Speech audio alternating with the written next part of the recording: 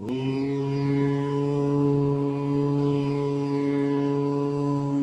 यं यं यक्षरूपं दशदिशि विदितं भूमिकम्पायमानम्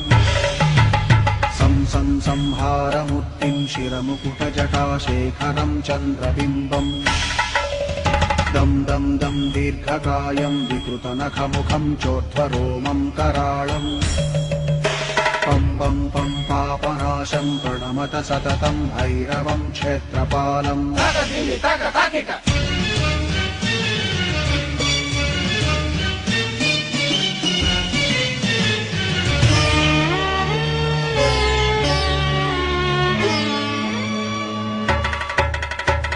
रं रं रक्तवर्णं कटिकटिततनुं तीक्ष्णदंष्ट्राकराळम् घं घं घं घोषघोषं खख खख खटितं खज्जरं घोरनादम् कं कं कं कालपाशं धृक धृक धृकितं ज्वालितं कामदाहम्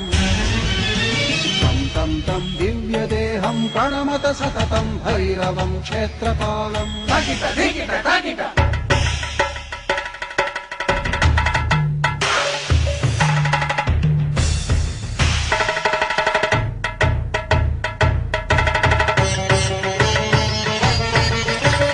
लं लं लं वदन्तं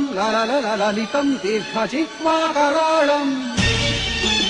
धुं धुं धुं धूम्रवर्णं स्फुटविकटमुखं भास्करं भीमरूपम्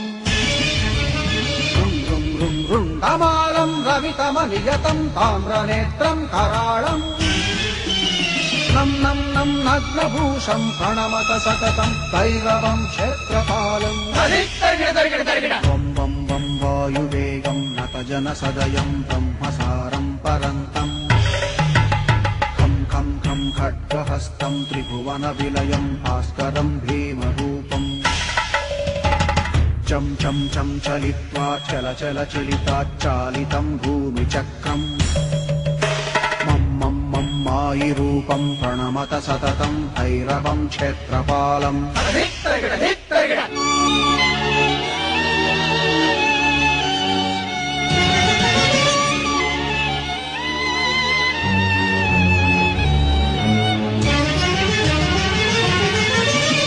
शं शं शङ्खहस्तं शशिकरधवलं मोक्षसम्पूर्णतेजम् मं मं मं मं महान्तं कुलमकुलकुलं मन्त्रगुप्तं सुनित्यम् यं यं यं भूतनाथं किलिकिलिकिलितं बालकेलिप्रधानम् अम् अन्तरिक्षं प्रणमत सततं भैरवं क्षेत्रपालम्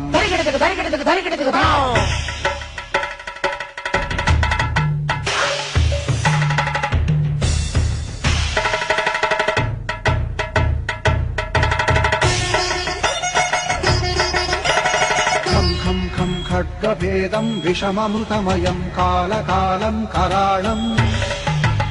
छं छं छं क्षिप्रवेगं दह दह दहनं तप्तसन्दीप्यमानम् हौं हौं हौंकारनादं प्रकटितगहनं खच्चितैर्भूमिकम्पम् போய் ஒரு சுத்தின்னு வந்துருக்கோம். எனக்கு பஞ்சர் ஆயிடுச்சுங்களா? ஆனால் ராகு காலத்துக்கு எல்லாம் கண்டுச்சு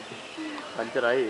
அதை தூக்கின்னு போய் அங்கே நலன் விலை திட்டத்தில் ஓட்டுறானாக்கா அவனுக்கு வேலை தெரியாதவனுக்கு பழகுது.